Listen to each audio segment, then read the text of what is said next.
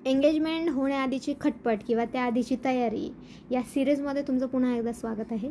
तर हा last blog असेल तयारीवरती आणि त्यानंतर फायनल ब्लॉग तुम्हाला पाहायला मिळेल एंगेजमेंटच्या दिवशीचा। तुमच्यापर्यंत हे सगळे ब्लॉग दाखवण्याचं कारण एकच आहे की या ब्लॉगमध्ये आजच्या स्पेशल ब्लॉगमध्ये तर हे आहे की पुण्यातले कोणते कोणते छान असे हॉल आहेत जे मी पाहिले होते माझ्या एंगेजमेंटच्या आधी आणि त्यानंतर फायनलाइज जो हॉल केला तो कुठे होता नेमका आणि तोच का हॉल मी सिलेक्ट केला हेही तुम्हाला पाहायला मिळेल। आता जो तुम्हाला व्हिडिओमध्ये दिसतो रागा हेरिटेज नियर लक्ष्मी चौक मारंजी रोड हिंजवडी, तर तिथे जवळपास आहे आणि त्यांनी नवीनच अंबर म्हणून हा जो हॉल आहे न्यू लॉन्च केलेला आहे आणि दोन्हीही हॉल खूप सुंदर आणि खूप प्रशस्त होते। जर तुमचे खूप जास्त लोक असतील तर तुमच्या फंक्शनसाठी हा एकदम बेस्ट हॉल ठरू शकतो बिकॉज इथे खूप जास्त लोकांसाठी जागा पण आहे आणि हॉलसुद्धा खूप सुंदर आहे। इथे मिनिमम तुम्हाला 500 ते 1000 लोकांपर्यंत तुम्ही आरामात बसू शकता लोकांना। आय थिंक हा 500 ते 600 800 लोकांपर्यंत असणार। इथे काही गोष्टी ऑलरेडी सेट होते त्यामुळे तुम्हाला जर तुमचं इंडोर फंक्शन असेल तर तुम्ही बिंदास करू शकता। त्याचबरोबर इथे पर प्लेट म्हणजे पर पर्सन 700 to 800 प्लेट होतं आणि तुम्ही निगोशिएबल कराल तर तुम्हाला कमी जास्त करतीलच ते।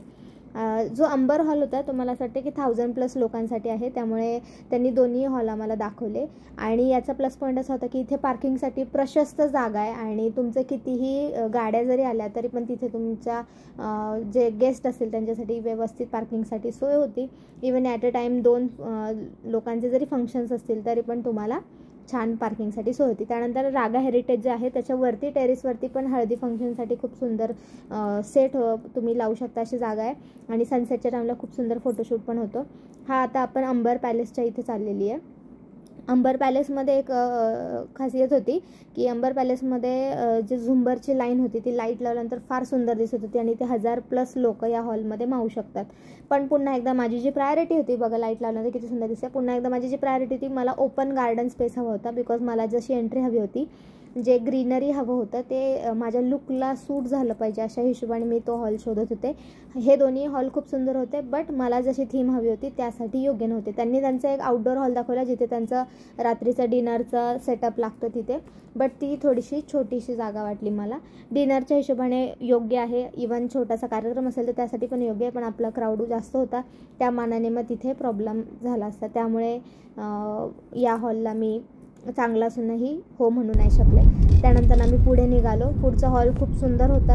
आम्ही 4 का 5 वर्षांआधी एका हॉटेलच्या प्रमोशनसाठी शूटसाठी गेलो होतो, तर त्यावेळेला त्याच्या शेजारीच हा हॉल कसली हाईप होती याची 4-5 वर्ष आधी, वेळ बदलते।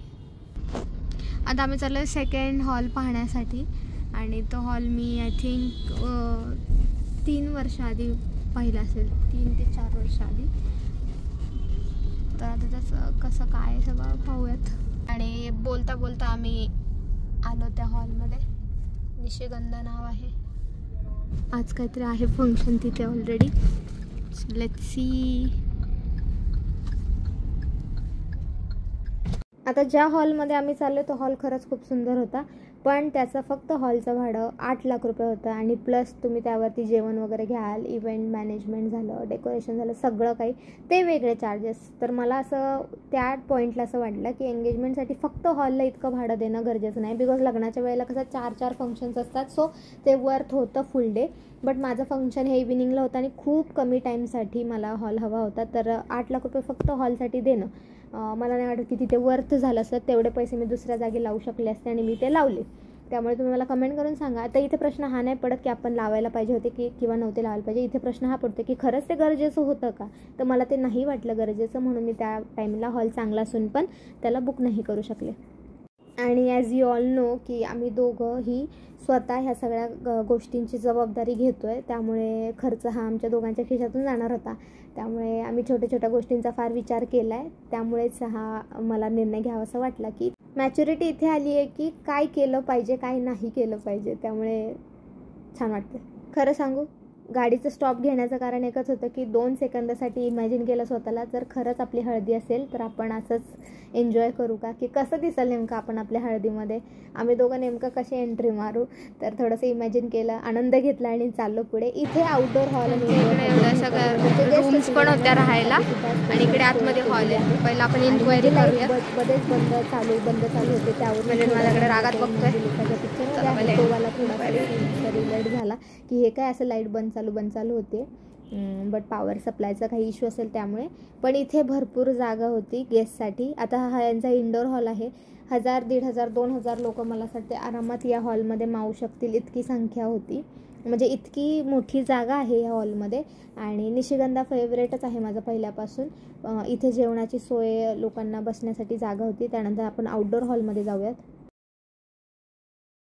आणि सॉरी गाईज, पाठीमागे बॅकग्राऊंडला आता संगीत स्टार्ट होणार होतं त्यामुळे म्युझिक चालू होती आणि मी तो रिअल व्हॉईस नाही टाकू शकत आहे. तुम्हाला माहिती, मी ते का नाही टाकू शकत आहे. त्यामुळे मला पुन्हा एकदा नवीन माझा स्वतःचा व्हॉईस ॲड करावा लागतो. बट तुम्ही पाहू शकता की किती मोठा लॉन्स आहे आणि गार्डन स्पेस तुम्ही पाहू शकता की प्रशस्त अशी गार्डन स्पेस आहे.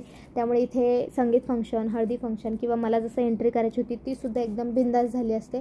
आणि खूप मस्त कार्यक्रम झाला असं तुम्ही बघू शकता की सनसेट झाल्यानंतर किती सुंदर कलर दिसतोय बॅकग्राऊंडला.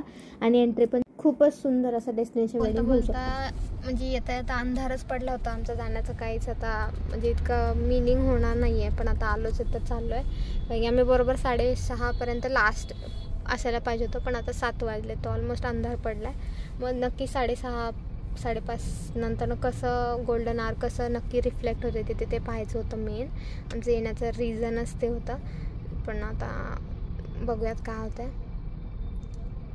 शूट करायचं होतं आम्हाला इकडे विरारला आणि स्पेशल लोकेशन होतं तिथे. So we was going for that. But इतकं बेकार ट्रॅफिक, 4-5 तासांपासून आम्ही या ट्रॅफिकमध्ये अडकलो आहे. लिटरली असं काहीच खाल्लं नाही त्यात सकाळीपासून. सकाळी खाल्लं असतं ते परवडलं असतं. बिचारीचं ऐकायला पाहिजे होतं आपण.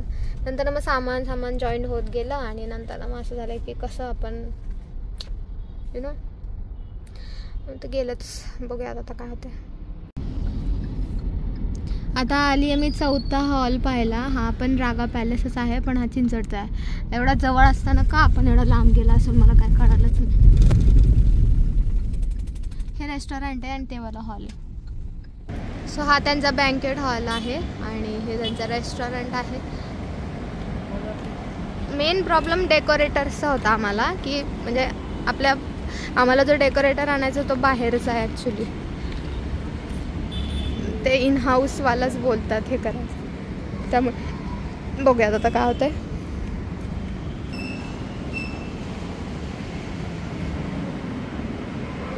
2 फूटचा स्टेज आहे पूर्ण आणि हा पूर्ण लॉन आहे. हा इथे हॉल पण आहे. हा हॉल मात्र एकदम परफेक्ट होता माझ्यासाठी आणि जवळ पण होता, पण माझा डेट अवेलेबल नव्हता. तर आम्ही आलो जेवणासाठी दोस्ती खानावळ इथे. आणि हे आमचे एकदम शुभचिंतक आहेत. यांच्या इथे दरवेळेला जे मासवडी पाहता तुम्ही, आम्ही यांच्या इथेच खातो. तर तुम्ही यांच्या इथे नक्की विजिट करा. स्पाईन रोडच्या इथेच आहे दोस्ती मटन खाना. सो मस्तपैकी आम्ही मासवडी खाल्ली आणि आता खाणार आहे. आणि एक नंबर टेस्ट आहे. कधी पण तुम्ही येऊ शकता, अशी टेस्ट आहे एकदम ह्यांच्या मासवडी. घरगुती जेवण आहे एकदम. गुरुवारचा उपवास सोडायचा असलं की स्पेशली हे ट्राय करते मी. आता नेक्स्ट ब्लॉगमध्ये फायनल हॉल कोणता घेतला, कुठे आहे नेमका हा हॉल आणि याचं खरोखर ॲक्च्युअल बजेट काय असू शकतं आणि जर तुम्हाला करायचं असेल तर तुम्ही करू शकता की नाही करू शकता, करायला पाहिजे की नाही करायला पाहिजे, काय ड्रॉबॅक आणि काय प्लस पॉईंट आहेत हे तुम्हाला मी माझ्या नेक्स्ट ब्लॉगमध्ये सांगेल. हा व्लॉग मी आयफोनमध्ये रेकॉर्ड केला आहे आणि आत्ता जो व्लॉग मी टाकला आहे तो अँड्रॉइडमध्ये होता. त्यामुळे हे दोन्ही एकमेकांमध्ये मी घेऊ शकत नाही आहे. त्यामुळे याचे 2 पार्ट बनले. I am so sorry guys. But stay tune for next blog. हा व्लॉगला 1,00,000 व्ह्यूज गेल्यानंतर लगेचच मी हा फायनलाइजवाला व्लॉग टाकेल. खूप सुंदर हॉलचं डेकोरेशन आहे ऑलरेडी आणि काही गोष्टी ऑलरेडी असल्यामुळे माझं काम खूप सोपं झालं. दोन्ही गोष्टी एकत्र आल्यामुळे मला खूप फायदा झाला. सो नेक्स्ट ब्लॉग पाहायला विसरू नका. तुम्ही माझ्या यूट्यूब चॅनलवरती नवीन असाल तर सबस्क्राईब करायला विसरू नका. तुम्ही माझ्या चॅनलवरती नवीन आहात म्हणून तुमचे स्वागत आहे पुन्हा एकदा. आणि हा व्लॉग पाहिल्याबद्दल खूप खूप थँक्यू. असंच सपोर्ट करत राहा. मला वाटलं नव्हतं की तुम्ही इतका सारं प्रेम द्याल आणि बरं झालं ना मी हे व्लॉग काढून ठेवलं. त्यामुळे कितीतरी लोकांना या हॉल्स घरात बसल्या